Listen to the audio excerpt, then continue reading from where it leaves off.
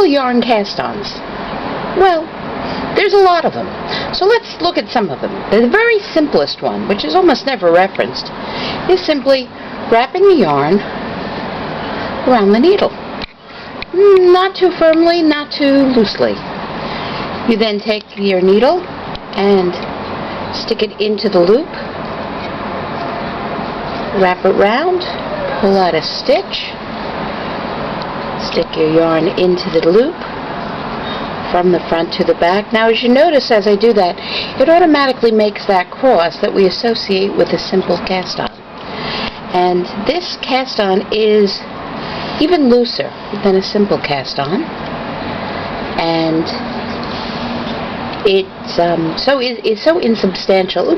It's so insubstantial that it is actually quite useful for lace, because it is.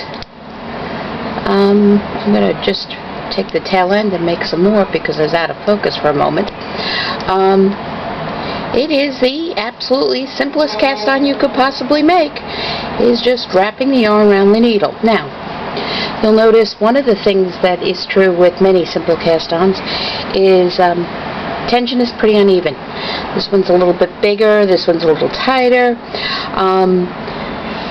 This kind of uneven tension, though, it can be very useful, and it can be used for easily, I'm doing it now, but you'd normally do it later, easily picking up stitches and being used as a provisional cast-on.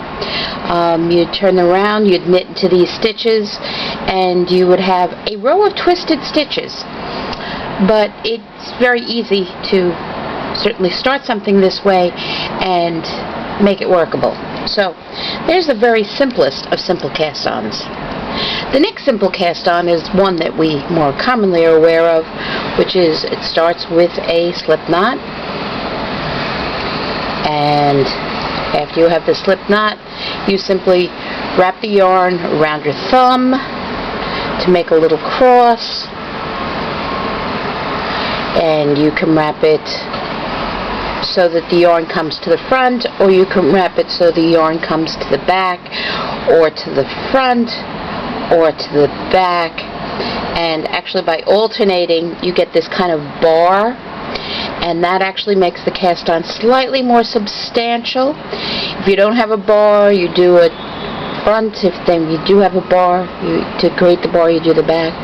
This kind of simple cast-on, again, can have uneven tension, can be a little difficult to work the first row, but it is a very stretchy, very stretchy cast-on because of this unevenness.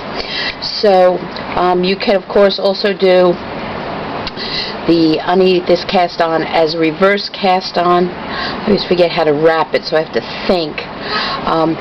I normally wrap it on my thumb, but you can normally wrap it on your index finger. There are people who have fancy holes across the index finger and the thumb to control the tension a bit more, but a simple cast-on.